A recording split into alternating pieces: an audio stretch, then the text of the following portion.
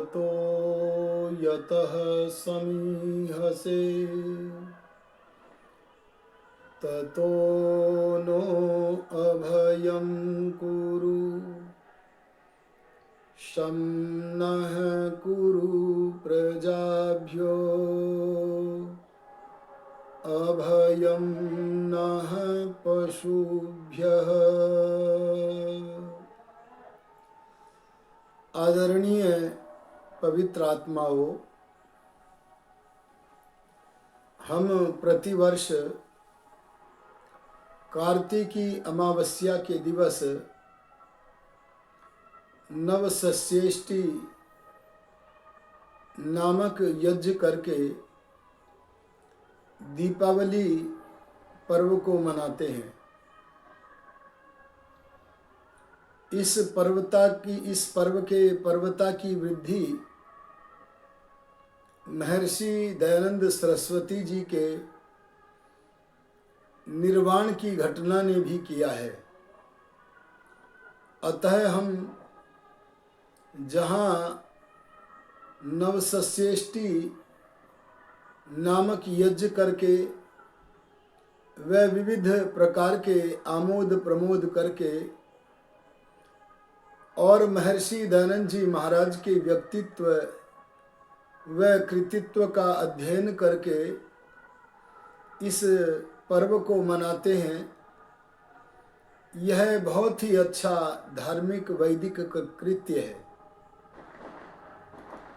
लेकिन इसके साथ कुछ परंपराएं और जुड़ गई हैं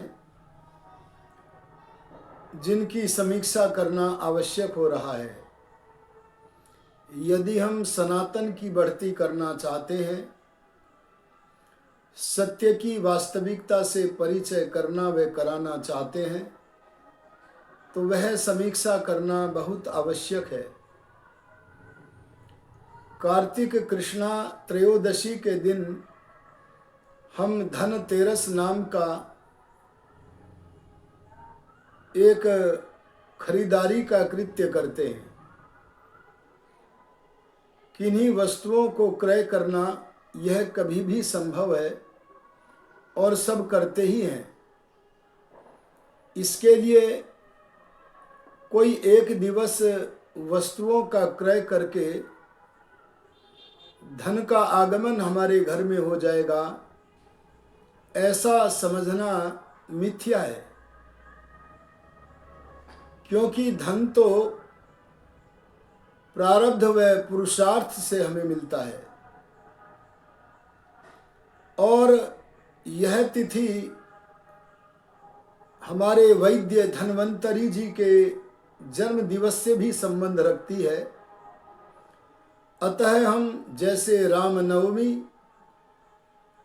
योगीराज कृष्ण की कृष्ण जन्माष्टमी, महर्षि दयानंद सरस्वती के जन्म दिवस महर्षि दयानंद दशमी आदि महापुरुषों के जन्म दिवस मनाते हैं, ऐसे ही हमें वैद्य धन्वंतरी जी का जन्म दिवस मनाना चाहिए।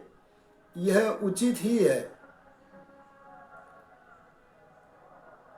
दीपावली के दिवस एक कार्य और करते हैं। ये कार्य करने वाले बड़े विचित्र प्रकार के नवीन सनातनी महानुभाव हैं। ये नवीन सनातनी मैं इसलिए कह रहा हूं क्योंकि सनातन धर्म का जो शाश्वत स्वरूप है, जो वेदाज्ञा है, उसको ये पढ़ते पढ़ाते नहीं है और परंपरा से जो सत्य मिला व झूठ मिला उसे ग्रहण करते रहते हैं। इसीलिए विलक्षण है, नवीन प्रकार के सनातनी है।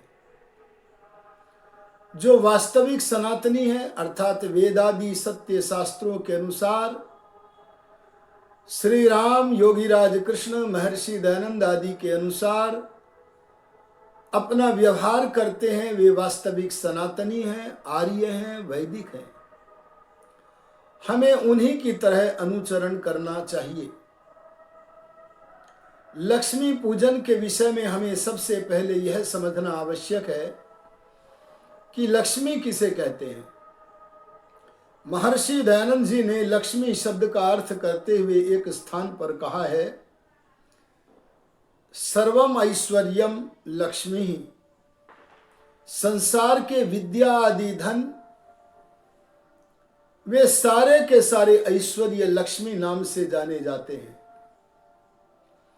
यह लक्ष्मी शब्द लक्ष्य दर्शन अंकनयोः धातु से बनता है, अर्थात लक्ष्मी शब्द जिस लक्ष्य धातु से बनता है उसके दो अर्थ हैं।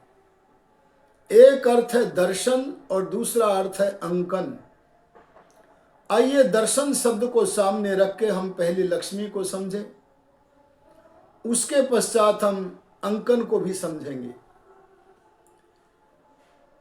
जगत के सब ऐश्वर्यों में अर्थात सब लक्ष्मियों में परमेश्वर प्रसिद्ध वह मुख्य लक्ष्मी है। इसे हम ऐसे समझ सकते हैं, मैंने कहा था लक्ष्य शब्द दर्शन अर्थ वाली धातु है, तो दर्शन अर्थ वाली धातु है। इस बात को समक्ष रख के हम विचार करें, यो लक्षयति अर्थात पश्यति, अंकते दूसरा जो अर्थ है लक्ष्य धातु का वो है अंकन। अंकते माने चिन्हयति चराचरम जगत स लक्ष्मी। अर्थ बना जो सब जड़ और चेतन जगत को पश्यति देखता है, जो सर्व दृष्टा है, उस सर्वद्रष्टा को हम लक्ष्मी कहते हैं। और सर्वद्रष्टा केवल परमेश्वर है। जो सब जड़ चेतन जगत को देखता है और केवल देखता ही नहीं बल्कि उन्हें चिन्हित करता है, अर्थात उन पदार्थों को दृश्य रूप में बना देता है। जैसे कि हमारे शरीर के नेत्र नासिका आदि अंगों का रचन चिन्हित परमेश्वर करता है, और वृक्ष के पत्र पुष्प फल मूल आदि का रचन परमेश्वर करता है। पृथ्वी जल पाषाण सूर्य चंद्रमा आदि सब पदार्थों का रचन करने वाला परमात्मा है। इस कारण से उस परमेश्वर का नाम, सर्वप्रिय वस्तु परमेश्वर का नाम लक्ष्मी है।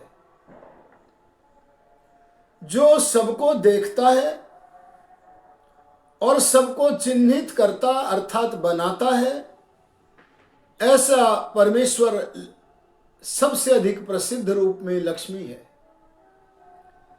हम इसको इस प्रकार से भी कह सकते हैं, वेदैहि आप्तैहि योगिभिश्च यो लक्ष्यते स सर्वप्रिय ईश्वरः। महर्षि दयानंद सरस्वती कहते, वेदैहि वेद आदि सत्य शास्त्रों के द्वारा जो जाना जाता है, वेद आदि शास्त्रों के द्वारा जो हमारा लक्ष्य अर्थात देखने के योग्य है, प्रत्यक्ष करने के योग्य है, दर्शन करने के योग्य है, ऐसा परमात्मा लक्ष्मी है। आप तैहि योगिभिश्च, और जो धार्मिक विद्वान योगी लोग हैं उनके द्वारा जो प्रत्यक्ष किया जाता है, उनके द्वारा जिसका दर्शन करते हैं, ऐसे उन योगी महानुभावों के द्वारा जो देखा जाता है वह सर्वप्रिय परमात्मा लक्ष्मी है। उपनिषद में एक ऋषि कहता है, सर्वे वेदा यत् पदमामनन्ति तपांसि च सर्वाणि यद् वदन्ति यदिच्छं चरन्ति यदिच्छं ब्रह्मचर्यं चरन्ति तत्ते पदम संग्रहेण ब्रवीम्योमित्येतत्। यदिच्छन्तो, जिसको चाहते हुए लोग ब्रह्मचर्य का पालन करते हैं, जिसका प्रत्यक्ष करने के लिए लोग ब्रह्मचर्य का पालन करते हैं, ब्रह्मनिष्ठ होते हैं, संयमी होते हैं, सर्वे वेदा यत् पदमामनन्ति, सारे वेद जिस पद को मान्य करते हैं, और वेद के विद्वान धार्मिक योगियों के द्वारा सारे तप जिसको प्राप्त करने के लिए किए जाते हैं, वह सर्वप्रिय परमेश्वर है। उसका मुख्य नाम ओम है।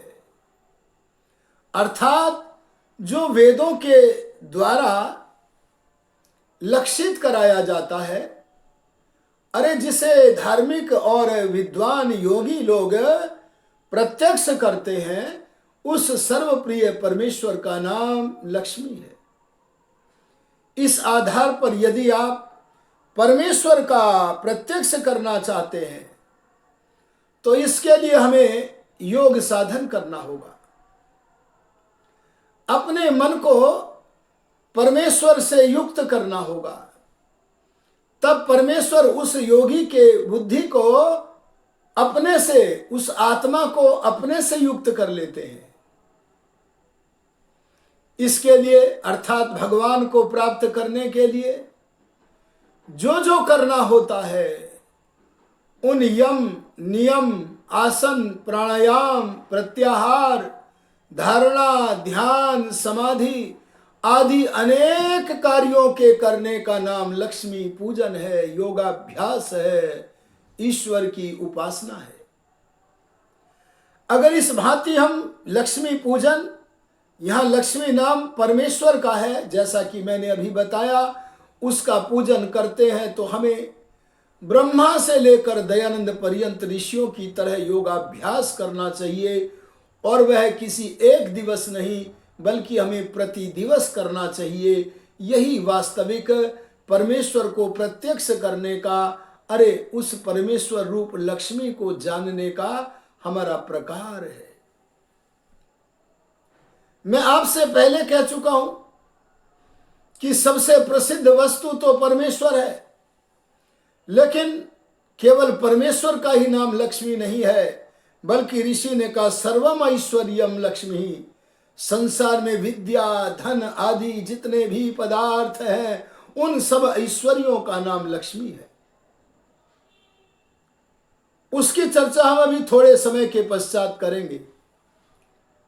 लेकिन हम जो लक्ष्मी पूजन एक चित्र बड़े से कैलेंडर के आकार का लेकर दीवार पर लगाकर उस कागज की पूजा करते हैं, अथवा एक काल्पनिक लक्ष्मी की मूर्ति बना करके उसकी पूजा करते हैं, तो ये वास्तव में न तो ईश्वर रूप लक्ष्मी की पूजा है, न धन ऐश्वर्यों की पूजा है। ईश्वर को तो और छोर नहीं है, ईश्वर तो अनंत है। उस अनंत परमात्मा को एक मूर्ति के आकार में समा देना यह संभव ही नहीं है। हाँ, उस मूर्ति में परमेश्वर तो है, क्योंकि वह तो सर्वव्यापक है। ईशावास्यमिदं सर्वम, वह परमेश्वर सर्वव्यापक है, तो हर वस्तु में होने से उस मूर्ति में भी है, पर मूर्ति परमेश्वर नहीं है। मूर्ति अपने जड़ आदि गुणों के कारण मूर्ति है, और परमेश्वर अपने चेतनता और आनंद आदि गुणों के कारण ईश्वर है।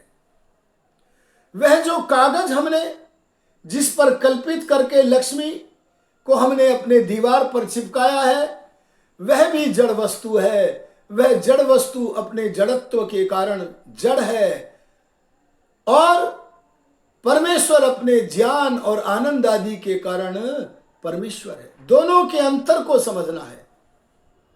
हमें निश्चय करना है कि हम चेतन तत्व जो लक्ष्मी परमेश्वर है, उसका उपासन करना है, उसके समीपस्थ होना है, उसका दर्शन करना है, वह अन्य किसी का। हे सनातनी महानुभावों, हमारे इस चलचित्र को सुनकर के वैसे ही मत टाल देना, जरा विचार करना वेद के आलोक में। अरे ब्रह्मा से लेकर दयानंद पर्यंत ऋषियों के आलोक में विचार करना। आप सबके पास आजकल कैमरे हैं, उन कैमरों से वही वस्तुएं चित्र के रूप में खिंच सकती हैं जो वस्तुएं आंखों की पकड़ में आ जाती हैं। जैसे कि आप स्थूल पदार्थ पृथ्वी, उसके अंश मिट्टी का चित्र ले सकते हैं। पृथ्वी से सूक्ष्म है जल, आप जल का चित्र भी ले सकते हैं। जल से सूक्ष्म है प्रज्वलित अग्नि, आप उस अग्नि का भी, भौतिक अग्नि का भी चित्र ले सकते हैं। आप अग्नि से सूक्ष्म है वायु, लेकिन वायु आंखों की पकड़ में नहीं आता। जो वस्तु आंखों की पकड़ में नहीं आता, संसार का कोई भी कैमरा उसका चित्र नहीं ले सकता। जब आप साकार वायु का चित्र किसी कैमरे से नहीं ले सकते, तो आपने अनंत, अरे सबसे सूक्ष्म, सबसे महीन, सबसे बारीक परमात्मा का चित्र किस कैमरे से ले लिया है। इसलिए चेतो, समझो और जानो, जो व्यापक परमेश्वर है वह चित्र में आने के योग्य, वह सूक्ष्म पदार्थ सबसे अणोरणीयान महतो महियान, उसे अणु से भी अणु, सबसे सूक्ष्म और सर्वव्यापक होने से महतो महियान, अर्थात महत परिमाण परमात्मा चित्रित नहीं किया जा सकता। इसलिए जाना कहीं है, जा कहीं रहे हो, ये नहीं करो। सनातनी बनो, वैदिक बनो, आर्य बनो, योगीराज कृष्ण, महर्षि दयानंद, श्री राम की तरह बुद्धि पूर्वक कार्य करो, तो आप सनातन के मार्ग पर चलोगे, कल्याण के मार्ग पर चलोगे। नहीं तो यूं ही जन्म मरण के गोतों में, चक्र में फंसे रहोगे। अगर आप इसके स्थान पर धन ऐश्वर्य को, विद्या आदि को, उस लक्ष्मी को प्राप्त करना चाहते हैं, तो उसके लिए ये पद्धति ठीक नहीं है, ये पद्धति ही नहीं है, ये प्रकार ही उचित नहीं है। क्योंकि कैसे हमें धन मिलेगा? वेद कहता है वयम श्याम पतयोरयीणाम, परमेश्वर से कहा गया है, हे प्रभु हम धन ऐश्वर्यों के स्वामी बने। ये धन ऐश्वर्य का स्वामी केवल प्रार्थना करने मात्र से कोई मनुष्य नहीं बन जाता, बल्कि हम जिस विषय की, जिस वस्तु की इच्छा करते हैं, जिसे प्राप्त करने के लिए भगवान से सहायता की कामना कर रहे हैं, उस वस्तु को प्राप्त करने के लिए अपना पूर्ण पुरुषार्थ करना होगा। अगर हमने अपना पूर्ण पुरुषार्थ किया तो निश्चित रूप से अगर प्रारब्ध आड़े न आया तो हम बहुत बड़े धनपति बन सकते हैं। लेकिन यदि प्रारब्ध आड़े आ गया, तब भी वर्तमान जीवन के किए गए कर्म के आधार पर कुछ ना कुछ धन ऐश्वर्य के स्वामी तो हम अवश्य बनेंगे। इसलिए हमें पुरुषार्थ करते हुए, लौकिक धन की कामना के लिए पुरुषार्थ करते हुए, ध्यान देना यहां मैं पुरुषार्थ शब्द का प्रयोग कर रहा हूं, परिश्रम नहीं। परिश्रम तो वह भी होता है जो गलत तरीके से श्रम किया जाता है, परिश्रम वह भी होता है जो अच्छे तरीके से श्रम किया जाता है। लेकिन पुरुषार्थ तो उसे कहते हैं जिस परिश्रम में परमेश्वर की आज्ञा हो। पुरुषार्थ तो उसे कहते हैं जिस परिश्रम में आत्मा का उत्थान हो, ऐसे आत्मिक उन्नति भी हो, ईश्वर की आज्ञा भी हो। इसके साथ साथ जो सार्थक परिश्रम करना है, उस पुरुषार्थ के साथ अगर आप धनोपार्जन करेंगे, विधि पूर्वक करेंगे, तो वास्तव में यह आपका लक्ष्मी पूजन होगा। परमपिता परमात्मा यजुर्वेद में कहते हैं, 40वें अध्याय के दूसरे मंत्र का भावार्थ करते हुए महर्षि दयानंद लिखते हैं, जो मनुष्य परमेश्वर के भरोसे आलसी रहकर बैठा रहता है, वह कभी सुख प्राप्त नहीं कर सकता। अगर आपने धन आदि ऐश्वर्यों से, उन साधनों से अपने जीवन को सुचारुतया संचालित करना है, अरे सुख की प्राप्ति करनी है, तो इसके लिए पुरुषार्थ करो। वेद ने सही कहा है, कुर्वन्ने वेह कर्माणि जिजीविषेच्छतम समा। इस वाक्य से जीवन का लक्षण हमें मिल गया है। अगर कोई आपसे पूछे जीवन का लक्षण क्या है, तो कह देना वेद कहता है कर्म करना ही जीवन का लक्ष्य है। अगर आप कर्म कर रहे हैं तो आप जीवित हैं, और यदि कर्म नहीं कर रहे हैं इस कर्म क्षेत्र में, तो आप नासिका से श्वास प्रश्वास तो ले रहे हैं, लेकिन आप जी नहीं रहे हैं। इसलिए जीवन का लक्षण परमेश्वर ने हमें दिया बनाकर कि कर्म करना ही जीवन का लक्ष्य है, और जो मनुष्य कर्म करता है उसका फल परमेश्वर देते हैं। जो परमात्मा प्रत्येक कर्म का फल देता है, वह परमात्मा आपका कोई भी सुकर्म होगा उसका फल आपको सुख के रूप में अवश्य देगा। इसलिए यदि आप लक्ष्मी अर्थात सब प्रकार के आवश्यक ऐश्वर्यों को प्राप्त करना चाहते हैं, तो उसके लिए पुरुषार्थ करो, और पुरुषार्थ करने से आपका अभ्युदय होगा, सांसारिक अभ्युदय होगा। यह धर्म का लक्षण है, और केवल सांसारिक अभ्युदय करना ही धर्म का पूरा लक्षण नहीं है। वैशेषिक दर्शन में कहा है, यतो अभ्युदय निःश्रेयस सिद्धि स धर्म। जिन पुरुषार्थों के द्वारा, जिन कर्मों के द्वारा हमारा सांसारिक अभ्युदय हो, लौकिक उन्नति हो, और इसके साथ साथ मोक्ष की प्राप्ति हो, अरे सर्वप्रिय लक्ष्मी परमेश्वर का प्रत्यक्ष हो, और मोक्ष की प्राप्ति होने के बाद सांसारिक सुख दुख से परे नित्य आनंद युक्त मोक्ष स्वरूप परमात्मा में, अपने पिता के राज्य में, यहां वहां जहां तहां सर्वत्र लोक लोकांतरों में भ्रमण करता हुआ, सारी सृष्टि को देखता हुआ, बेरोक टोक गति से घूमता हुआ, अन्य मुक्तात्माओं से मिलता हुआ, ज्ञान ईश्वर से ग्रहण करता हुआ, आनंद में आप्लावित रहता हुआ, 36,000 बार सृष्टि हो और इतने ही बार प्रलय हो, इतने दीर्घ काल तक आनंद में रहना, इसका नाम मोक्ष है। इस मोक्ष को पाना है तो हमें सर्वप्रिय परमेश्वर रूप लक्ष्मी का पूजन योगाभ्यास से करना होगा। इसमें भी पुरुषार्थ लगता है, और यदि लौकिक धन कमाना है तो वहां भी हमें पुरुषार्थ करना होगा। आओ पुरुषार्थ का पाठ पढ़ें, और वही वास्तव में लक्ष्मी पूजन है। एक बात ध्यान देना, हमें प्राकृतिक वस्तुओं से, ये भी तो लक्ष्मी है, हमें प्राकृतिक वस्तुओं से शारीरिक और ऐन्द्रिक सुख मिलता है। हमें प्रकृति से बनी हुई वस्तुओं से शरीर को मिलने वाला, आंख नाक कान आदि इंद्रियों को मिलने वाला अर्थात शारीरिक और ऐन्द्रिक सुख मिलता है। और यदि हमें किसी चेतन आत्मा का सच्चा स्नेह संबंध मिल जाए तो हमें कुछ मानसिक सुख मिलता है। लेकिन एक सुख का स्रोत तो केवल परमात्मा है, और वह सुख है आत्मिक सुख। आज का मानव लक्ष्मी पूजन केवल शारीरिक ऐन्द्रिक अथवा अधिक से अधिक मानसिक सुख की प्राप्ति के लिए करता है। आत्मिक सुख की क्षुधा आज के मानव को नहीं है, बहुत से मानवों को नहीं है। हम यदि सारे सुख प्राप्त करना चाहते हैं, क्योंकि आनंद रूप सुख तो जिसे आत्मिक सुख कहते हैं उसका स्रोत तो परमात्मा है ही, लेकिन इसके साथ हमारे माता पिता भाई बहन आदि जो चेतन हमारे संबंधी हैं, उनसे हमारे कर्मों के अनुसार संबंध जोड़ने वाला भी तो विधाता परमात्मा है।